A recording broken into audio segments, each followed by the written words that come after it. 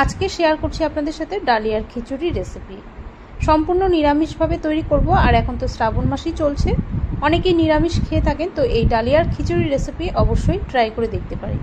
তো আসুন আমার আজকের এই রেসিপি দেখে নেওয়া যাক। এই খিচুড়িটা বানানোর আগে আমি ডালিয়াটাকে 2 থেকে 3 মিনিট ড্রাই রোস্ট করে নিচ্ছি। শুধু ডালিয়া দিয়েও এই খিচুড়ি বানানো যায়, তবে এর মধ্যে যদি একটু ডাল দেওয়া যায় খিচুড়ির স্বাদটা আরও বেশি ভালো হয়। তাই এর মধ্যে ব্যবহার করব মুগ ডাল। মুগ ডালটা আমি আগেই ভেজে রেখে দিয়েছিলাম, আপনারা আলাদা করে মুগ ডালটাকে ভেজে নেবেন।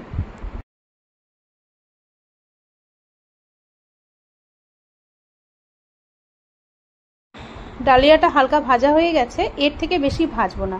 বেশি যদি ভাজা হয়ে যায় তাহলে সেদ্ধ হতে সময়টা অনেক লাগবে। গ্যাস অফ করে ডালিয়াটাকে একটা পাত্রের মধ্যে নামিয়ে নিচ্ছি।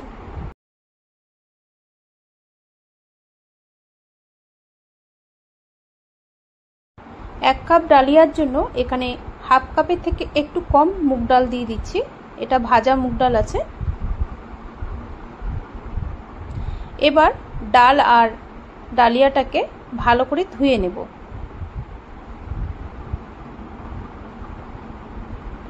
দু থেকে 3 বার জল চেঞ্জ করে করে এই ডাল আর ডালিয়াটাকে ধুয়ে নিচ্ছি।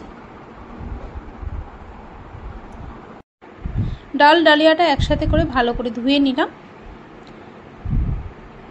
অন্যদিকে কড়াই বসিয়ে বড় 2 চামচ সর্ষের তেল দিয়ে দিচ্ছি। এটা সাদা তেলও আপনারা করে নিতে পারেন। তেল গরম হলে এর মধ্যে অল্প বাদাম ভেজে নেব।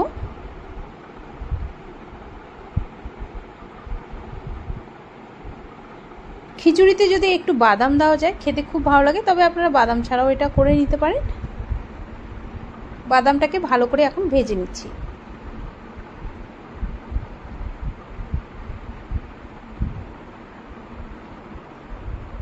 বাদামটা এখন ভাজা হয়ে গেছে। বাদামটা তুলে নিয়ে ওই তেলের মধ্যেই দিয়ে দিচ্ছি ছোট হাফ চামচ গোটা জিরে, শুকনো লঙ্কা দিয়ে দিচ্ছি একটা। ডালিয়ার খিচুড়িটা সবজি দিয়ে যদি বানানো হয় সেটা শীতকালেই বেশি ভালো লাগে, কারণ শীতকালে অনেক ধরনের সবজি থাকে, তবে গরমের যে সবজিগুলো থাকে সেগুলো দিয়েও কিন্তু দারুণ লাগে খেতে। তো আমি এখানে সবজি দিয়ে আজকে এই খিচুড়িটা বানাবো, তার জন্য নিয়েছি অল্প আলু, পটল, বরবটি আর এখানে টমেটো নিয়েছি। তো সবগুলো সবজি দিয়ে দিলাম। দিয়ে সবজিগুলোকে 2 থেকে 3 মিনিট একটু ভেজে নিচ্ছি। আর সবজিগুলো ভাজার সময় একটু লবণ দিয়ে দিচ্ছি। 2 থেকে 3 মিনিট মিডিয়াম ফ্লেমে ভেজে নিচ্ছি। এখানে আমি আমার পছন্দ মতো সবজিগুলো ব্যবহার করেছি, তবে আপনারা যে যে সবজিগুলো ভালোবাসেন সেই সবজিগুলোই এখানে দিতে পারেন। সবজিগুলো হালকা ভাজা হয়ে গেছে এখন। এবার টমেটো দিয়ে দিচ্ছি।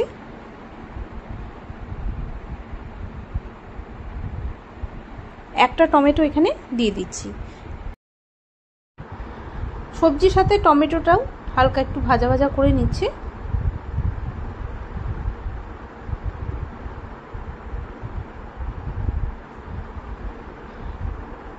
টমেটোটা এখন একটু ভাজা ভাজা হয়ে গেছে। এবার দিয়ে দিচ্ছি এর মধ্যে আদা বাটা।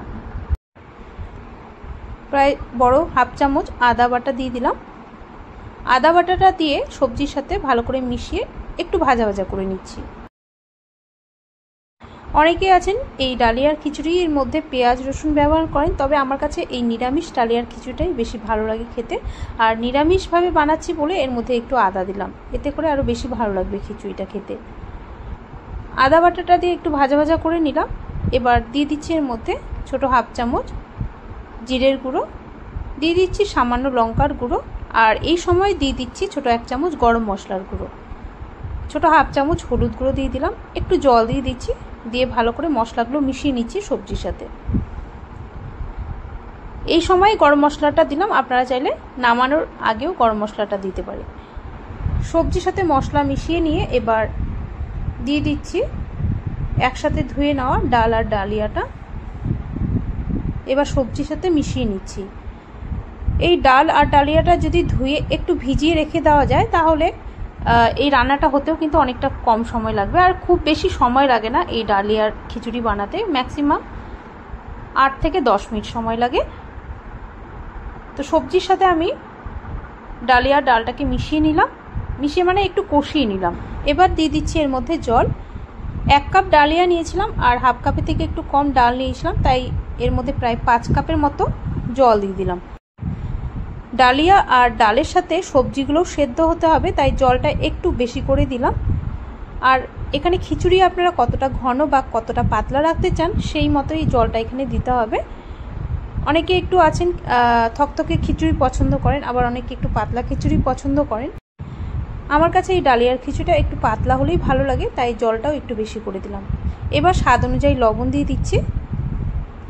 লবণ এখানে ছোট 1 চামচ দিলাম, যদি মনে হয় যে লবণ লাগবে তাহলে আমি পরে আবারও দিয়ে দেব।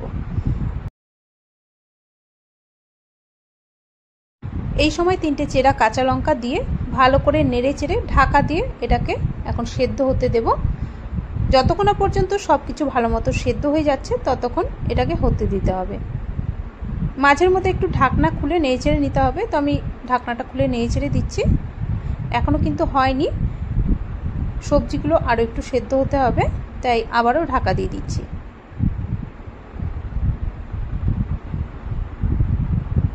এখন ঢাকনাটা খুলে নিচ্ছি।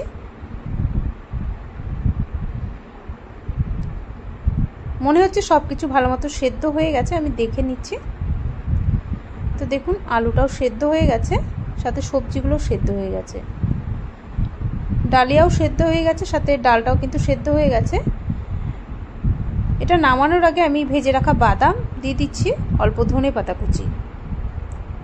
যেহেতু নিরামিষ খিচুড়ি তাই একটু চিনি দিলে ভালো লাগবে, তাই খুবই সামান্য পরিমাণে চিনি দিয়ে দিলাম। আর দিয়ে দিচ্ছি হাফ চামচ ঘি।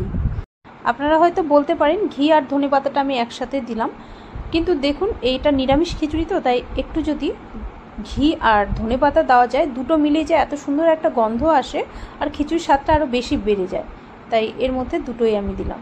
আর দেখুন ডালিয়া কিন্তু ভালো মতোই সেদ্ধ হয়ে গেছে। ভালো করে ঘি আর ধনেপাতাটা দিয়ে মিশিয়ে নিলাম। গ্যাস অফ করে কিছুক্ষণ এইভাবে ঢাকা দিয়ে রাখবো, তারপর এটাকে সার্ভ করে নেব। তো আমার আজকের এই ডালিয়ার খিচুড়ি রেসিপি কেমন লাগলো অবশ্যই জানাবেন। ভালো লাগলে লাইক ও শেয়ার করতে ভুলবেন না। আজ এই পর্যন্তই, আপনাদের সাথে আবারও দেখা হচ্ছে তাহলে নেক্সট একটা ভিডিওতে।